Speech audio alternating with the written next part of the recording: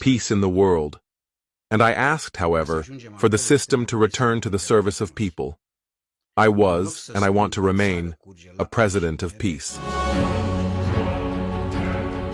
Romania's constitutional court has officially ruled against nationalist and populist politician CalinGeorgescu's bid to run in May's presidential rerun.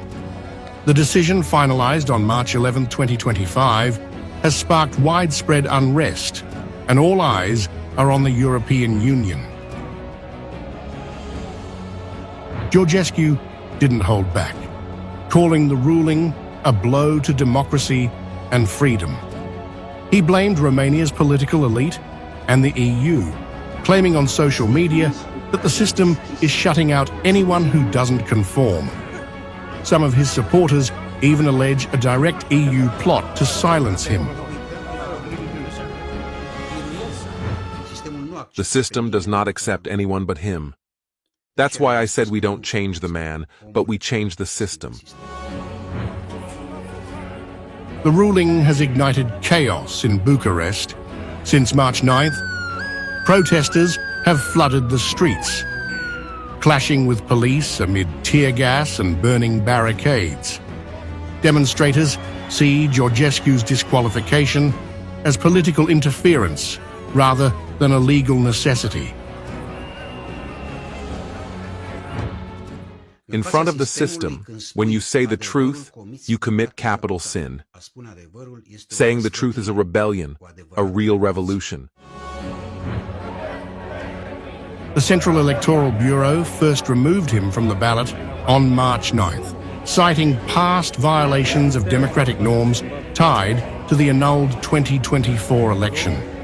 Critics, including Georgescu's allies, argue this reflects EU-backed manipulation rather than justice, raising the question: who truly controls Romania's democracy? Georgescu has accused the EU of propping up a government that fears independent voices.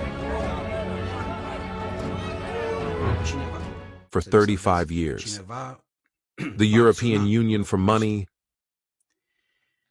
NATO for defense, the United States of America to save us, even from our own choices. This is how we got to rely on others, and now we have woken up because we are not able to decide for ourselves. The unrest escalated after the Constitutional Court upheld the ban on March 11th, triggering violent protests that night.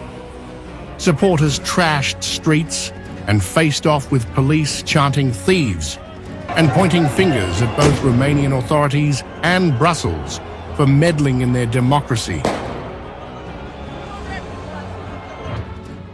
I said I wanted the Romanians to come from abroad, back home, and I think that's where I hurt the most the interests of the European Union, because they don't want you back home.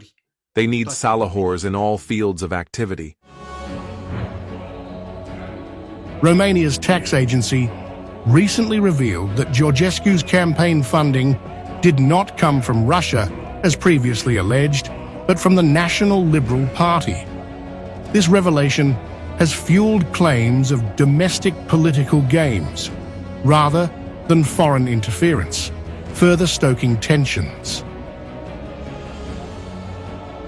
With Georgescu detained since late February, restricted from speaking publicly, and facing legal battles over financial misconduct and false information, charges he denies, his supporters have only grown louder, accusing the EU of complicity in his silencing. The system is physically and mentally violent. Its violence comes from the deep hatred it has for the people who should protect it and not abuse it. Protests have intensified since Sunday, March 9th, with demonstrators demanding accountability from Romania's leaders and the EU. Critics argue that Brussels, often a self-styled defender of democracy, is either ignoring or enabling a system that crushes dissent. So far, the EU has yet to address these concerns directly. It seems that at this moment democracy and freedom give them their last breath, and that's why they need more than ever to show up democratically and peacefully, that our choice matters until the last moment. With nationalist parties gaining traction in Romania's parliament and the May election approaching, the crisis is deepening. Georgescu's exclusion may have sidelined him, but the unrest of the last few days suggests a broader reckoning, one where the EU's role in Romanian politics faces mounting scrutiny